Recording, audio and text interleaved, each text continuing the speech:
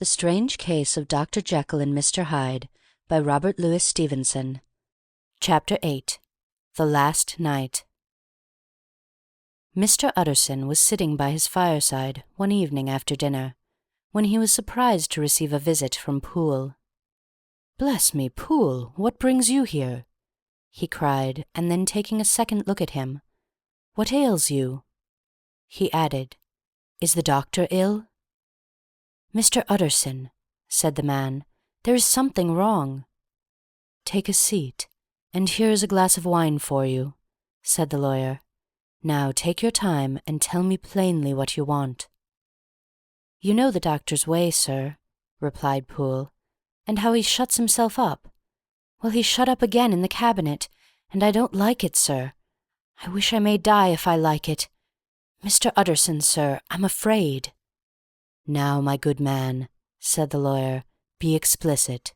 What are you afraid of?" "I've been afraid for about a week," returned Poole, doggedly disregarding the question, "and I can bear it no more." The man's appearance amply bore out his words. His manner was altered for the worse, and except for the moment when he had first announced his terror, he had not once looked the lawyer in the face. Even now he sat with the glass of wine untasted on his knee, and his eyes directed to a corner of the floor. "I can bear it no more," he repeated. "Come," said the lawyer. "I see you have some good reason, Poole. I see there is something seriously amiss. Try to tell me what it is." "I think there's been foul play," said Poole hoarsely. "Foul play?" cried the lawyer, a good deal frightened, and rather inclined to be irritated in consequence. "What foul play? What does the man mean?" "I daren't say, sir," was the answer. "But will you come along with me and see for yourself?" Mr. Utterson's only answer was to rise and get his hat and greatcoat, but he observed with wonder the greatness of the relief that appeared upon the butler's face, and perhaps with no less, that the wine was still untasted when he set it down to follow. It was a wild, cold, seasonable night of March, with a pale moon lying on her back as though the wind had tilted her, and flying wrack of the most diaphanous and lawny texture. The wind made talking difficult, and flecked the blood into the face. It seemed to have swept the streets unusually bare of passengers besides, for Mr. Utterson thought he had never seen that part of London so deserted. He could have wished it otherwise. Never in his life had he been conscious of so sharp a wish to see and touch his fellow creatures, for struggle as he might, there was borne in upon his mind a crushing anticipation of calamity. The square, when they got there, was full of wind and dust, and the thin trees in the garden were lashing themselves along the railing. Poole, who had kept all the way a pace or two ahead, now pulled up in the middle of the pavement, and in spite of the biting weather, took off his hat and mopped his brow with a red pocket-handkerchief. But for all the hurry of his coming, these were not the dews of exertion that he wiped away, but the moisture of some strangling anguish, for his face was white and his voice, when he spoke, harsh and broken. "Well, sir," he said, "here we are, and God grant there be nothing wrong." "Amen, Poole," said the lawyer. Thereupon the servant knocked in a very guarded manner. The door was opened on the chain, and a voice asked from within, "Is that you, Poole?" "It's all right," said Poole. "Open the door." The hall, when they entered it, was brightly lighted up. The fire was built high, and about the hearth the whole of the servants, men and women, stood huddled together like a flock of sheep. At the sight of Mr. Utterson, the housemaid broke into hysterical whimpering, and the cook, crying out, "Bless God, it's Mr. Utterson!" ran forward as if to take him in her arms. "What? What? Are you all here?" said the lawyer peevishly. "Very irregular, very unseemly. Your master would be far from pleased." "They're all afraid," said Poole. Blank silence followed, no one protesting. Only the maid lifted her voice and now wept loudly. "Hold your tongue," Poole said to her with a ferocity of accent that testified to his own jangled nerves. And indeed, when the girl had so suddenly raised the note of her lamentation, they had all started and turned towards the inner door with faces of dreadful expectation. "And now," continued the butler, addressing the knife-boy, "reach me a candle, and we'll get this through hands at once." And then he begged Mr. Utterson to follow him, and led the way to the back garden. "Now, sir," said he, "you come as gently as you can. I want you to hear, and I don't want you to be heard. And see here, sir, if by any chance he was to ask you to go in, don't go." Mr. Utterson's nerves at this unlooked-for termination gave a jerk that nearly threw him from his balance. But he recollected his courage and followed the butler into the laboratory building through the surgical theatre, with its lumber of crates and bottles, to the foot of the stair. Here Poole motioned him to stand on one side and listen, while he himself, setting down the candle and making a great and obvious call on his resolution, mounted the steps and knocked with a somewhat uncertain hand on the red baize of the cabinet door. "Mr. Utterson, sir, asking to see you," he called, and even as he did so, once more violently signed to the lawyer to give ear. A voice answered from within. "Tell him I cannot see anyone," it said complainingly. "Thank you, sir," said Poole, with a note of something like triumph in his voice, and taking up his candle, he led Mr. Utterson back across the yard and into the great kitchen, where the fire was out and the beetles were leaping on the floor. "Sir," said he, looking Mr. Utterson in the eyes, "was that my master's voice?" "It seems much changed," replied the lawyer, very pale but giving look for look. "Changed? Well, yes, I think so," said the butler. "Have I been 20 years in this man's house to be deceived about his voice? No, sir, master's made away with. He was made away with 8 days ago, when we heard him cry out upon the name of God. And who's in there instead of him, and why it stays there, is a thing that cries to heaven, Mr. Utterson." "This is a very strange tale, Poole. This is a rather wild tale, my man," said Mr. Utterson, biting his finger. "Supposing it were as you suppose. Supposing Dr. Jekyll to have been, well, murdered, what could induce the murderer to stay? That won't hold water. It doesn't commend itself to reason." "Well, Mr. Utterson, you are a hard man to satisfy, but I'll do it yet," said Poole. "All this last week, you must know, him or it, whatever it is that lives in that cabinet, has been crying night and day for some sort of medicine, and cannot get it to his mind. It was sometimes his way, the master's that is, to write his orders on a sheet of paper and throw it on the stair. We've had nothing else this week back, nothing but papers and a closed door, and the very meals left there to be smuggled in when nobody was looking. Well, sir, every day, aye, and twice and thrice in the same day, there have been orders and complaints, and I have been sent flying to all the wholesale chemists in town. Every time I brought the stuff back, there would be another paper telling me to return it because it was not pure, and another order to a different firm. This drug is wanted bitter bad, sir, whatever for." "Have you any of these papers?" asked Mr. Utterson. Poole felt in his pocket and handed out a crumpled note, which the lawyer, bending nearer to the candle, carefully examined. Its contents ran thus. Dr. Jekyll presents his comments to Messrs. Maw. He assures them that their last sample is impure and quite useless for his present purpose. In the year 18 Dr. J. purchased a somewhat large quantity from Messrs. M.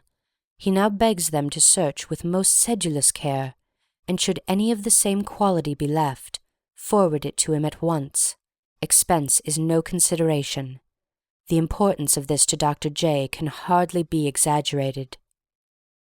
So far the letter had run composedly enough, But here, with a sudden splutter of the pen, the writer's emotions had broken loose. "For God's sake," he added, "find me some of the old." "This is a strange note," said Mr. Utterson, and then sharply, "How do you come to have it open?" "The man at Mawes was main angry, sir, and he threw it back to me like so much dirt," returned Poole. "This is unquestionably the doctor's hand, do you know?" resumed the lawyer. "I thought it looked like it," said the servant rather sulkily, and then, with another voice, "But what matters hand of right?" he said. "I've seen him."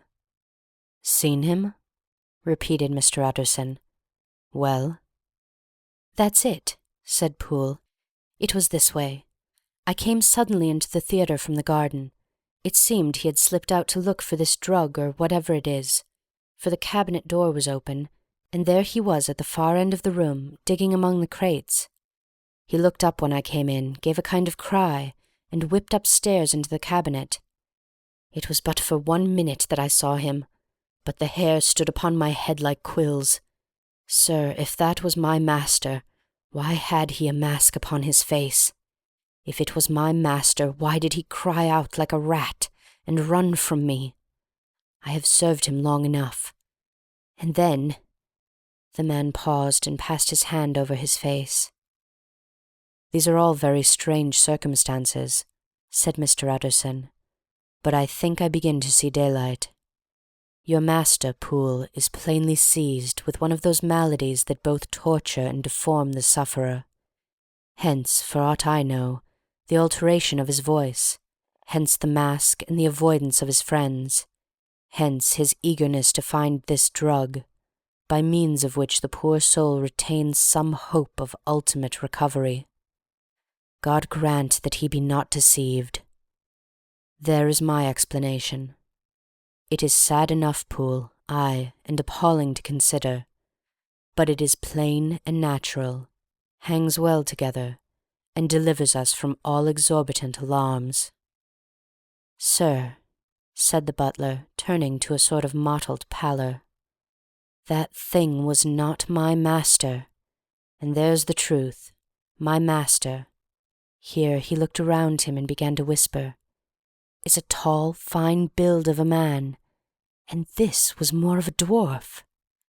Utterson attempted to protest. "Oh, sir," cried Poole, "do you think I do not know my master after 20 years? Do you think I do not know where his head comes to in the cabinet door, where I saw him every morning of my life? No, sir, that thing in the mask was never Dr. Jekyll. God knows what it was, but it was never Dr. Jekyll. And it is the belief of my heart that there was a murder done." "Poole," replied the lawyer, "if you say that, it will become my duty to make certain. Much as I desire to spare your master's feelings, much as I am puzzled by this note, which seems to prove him to be still alive, I shall consider it my duty to break in that door." "Ah, Mr. Utterson, that's talking," cried the butler. "And now comes the second question," resumed Utterson. "Who is going to do it?" "Why, you and me, sir," was the undaunted reply. "That's very well said," returned the lawyer, "and whatever comes of it, I shall make it my business to see you are no loser." "There's an axe in the theatre," continued Poole, "and you might take the kitchen poker for yourself." The lawyer took that rude but weighty instrument into his hand and balanced it. "Do you know, Poole," he said, looking up, "that you and I are about to place ourselves in a position of some peril?" "You may say so, sir, indeed," returned the butler. "It is well, then, that we should be frank," said the other. "We both think more than we have said. Let us make a clean breast. This masked figure that you saw, did you recognize it?" "Well, sir, it went so quick, and the creature was so doubled up that I could hardly swear to that," was the answer. "But if you mean, was it Mr. Hyde? Why, yes, I think it was. You see, it was much of the same bigness, and it had the same quick, light way with it. And then who else could have got in by the laboratory door? You have not forgotten, sir, that at the time of the murder he still had the key with him. But that's not all. I don't know, Mr. Utterson, if you ever met this Mr. Hyde. Yes, said the lawyer. I once spoke with him. Then you must know as well as the rest of us that there was something queer about that gentleman, something that gave a man a turn. I don't know rightly how to say it, sir, beyond this, that you felt in your marrow kind of cold and thin. I own I felt something of what you describe, said Mr. Utterson. Quite so, sir, returned Poole. Well, when that masked thing like a monkey jumped from among the chemicals and whipped into the cabinet, it went down my spine like ice. Oh, I know it's not evidence, Mr. Utterson. I'm book-learned enough for that. But a man has his feelings, and I give you my Bible word it was Mr. Hyde. Aye, said the lawyer. My fears incline to the same point. Evil, I fear, founded. Evil was sure to come of that connection. Aye, truly, I believe you. I believe poor Harry is killed, and I believe his murderer, for what purpose God alone can tell, is still lurking in his victim's room. Well, let our name be vengeance. Call Bradshaw. The footman came at the summons, very white and nervous. Put yourself together, Bradshaw, said the lawyer. This suspense, I know, is telling upon all of you, but it is now our intention to make an end of it. Poole here and I are going to force our way into the cabinet. If all is well, my shoulders are broad enough to bear the blame.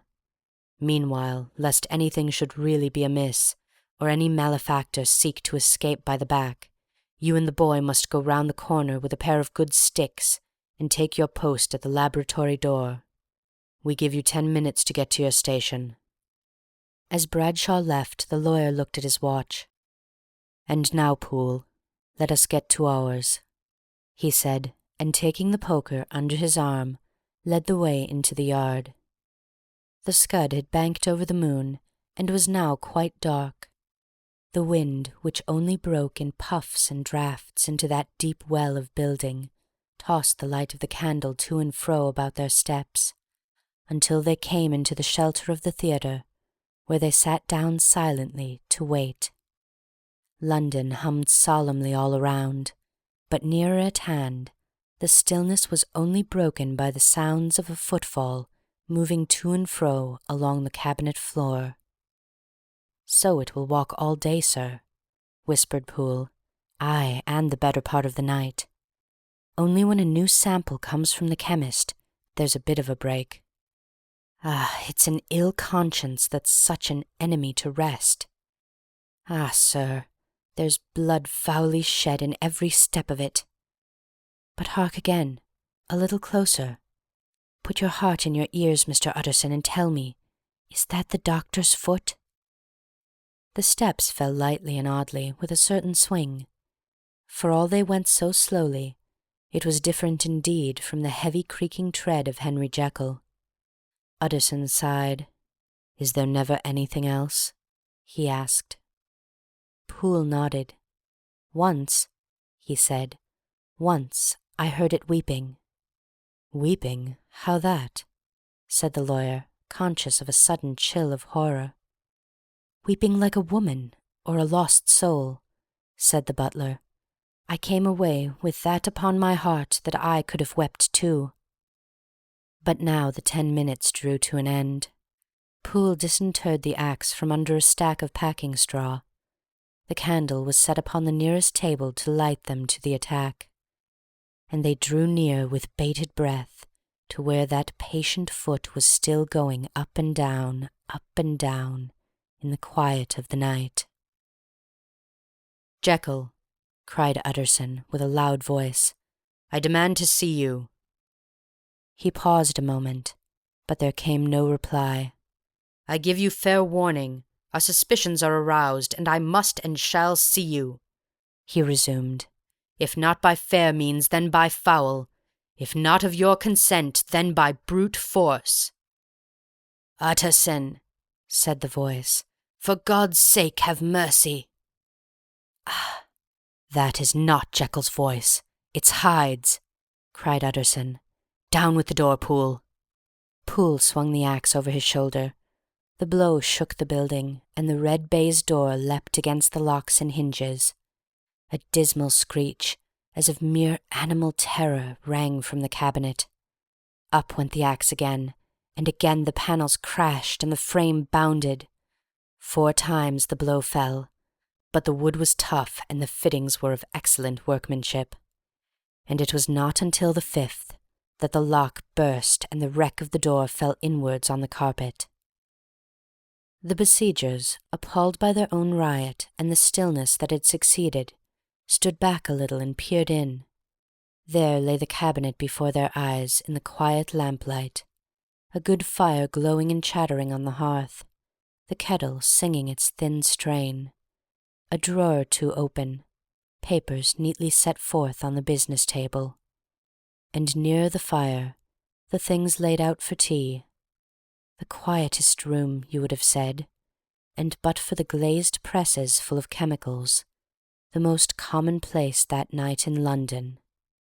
Right in the middle of the room there lay the body of a man sorely contorted and still twitching. They drew near on tiptoe, turned it on its back, and beheld the face of Edward Hyde. He was dressed in clothes far too large for him, clothes of the doctor's bigness. The cords of his face still moved with semblance of life, but life was quite gone, and by the crushed file in the hand and the strong smell of kernels that hung upon the air, Utterson knew that he was looking on the body of a self-destroyer. "We have come too late," he said sternly, "whether to save or punish. Hyde is gone to his account, and it only remains for us to find the body of your master." The far greater proportion of the building was occupied by the theatre, which filled almost the whole ground story and was lighted from above, and by the cabinet, which formed an upper story at one end and looked upon the court. A corridor joined the theatre to the door on the by-street, and with this the cabinet communicated separately by a second flight of stairs. There were besides a few dark closets and a spacious cellar. All these were now thoroughly examined. Each closet needed but a glance, for all were empty, and all, by the dust that fell from their doors, had stood long unopened. The cellar indeed was filled with crazy lumber, mostly dating from the times of the surgeon who was Jekyll's predecessor.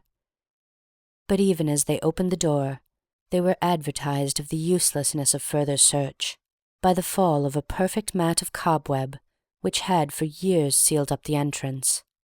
Nowhere was there any trace of Henry Jekyll, dead or alive. Poole stamped on the flags of the corridor. "He must be buried here," he said, hearkening to the sound. "Or he may have fled," said Utterson, and he turned to examine the door in the by-street. It was locked, and lying near-by on the flags they found the key already stained with rust. "This does not look like use," observed the lawyer. "Use?" echoed Poole. "Do you not see, sir, it is broken? Much as if a man had stamped on it." "Aye," continued Utterson, "and the fractures too are rusty." The 2 men looked at each other with a scare. "This is beyond me, Poole," said the lawyer. "Let us go back to the cabinet." They mounted the stair in silence, and still with an occasional awe-struck glance at the dead body, proceeded more thoroughly to examine the contents of the cabinet.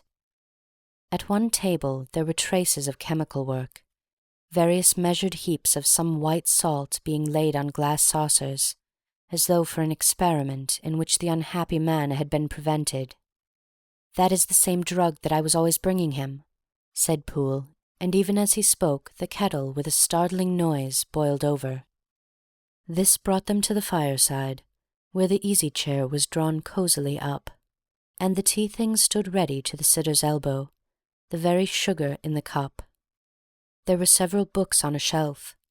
One lay beside the tea-things, open, and Utterson was amazed to find it a copy of a pious work, for which Jekyll had several times expressed a great esteem, annotated in his own hand with startling blasphemies.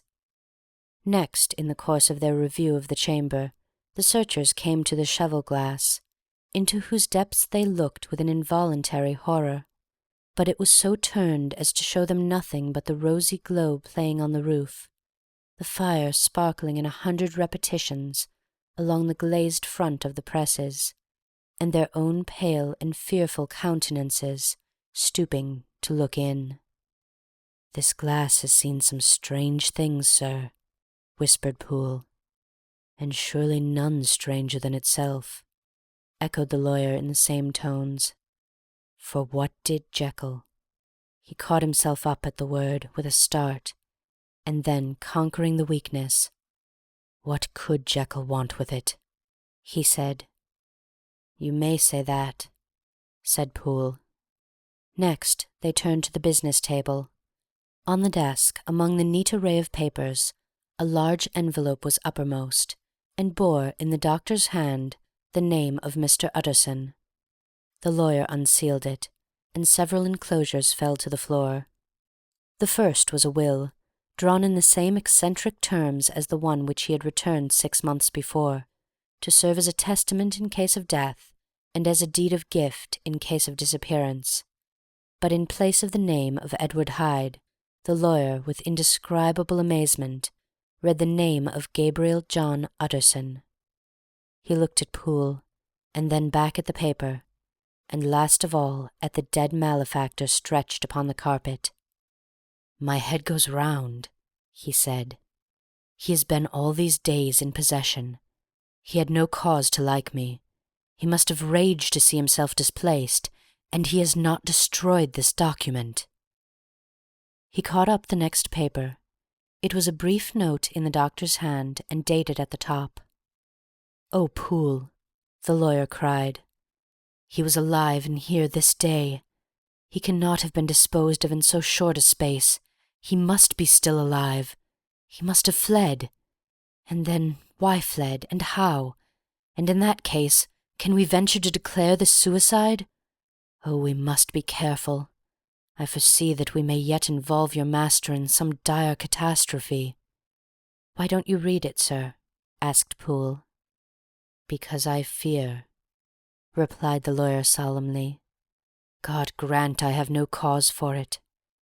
And with that he brought the paper to his eyes and read as follows: "My dear Utterson, when this shall fall into your hands, I shall have disappeared. Under what circumstances I have not the penetration to foresee, but my instinct and all the circumstances of my nameless situation tell me that the end is sure and must be early. Go then, and first read the narrative which Lanyon warned me he was to place in your hands, and if you care to hear more, turn to the confession of your unworthy and unhappy friend, Henry Jekyll." "There was a third enclosure?" asked Utterson. "Here, sir," said Poole, and gave into his hands a considerable packet sealed in several places. The lawyer put it in his pocket. "I would say nothing of this paper. If your master has fled or is dead, we may at least save his credit. It is now 10. I must go home and read these documents in quiet, but I shall be back before midnight, when we shall send for the police." They went out, locking the door of the theatre behind them, and Utterson, once more leaving the servants gathered about the fire in the hall, trudged back to his office to read the 2 narratives in which this mystery was now to be explained. End of Chapter 8.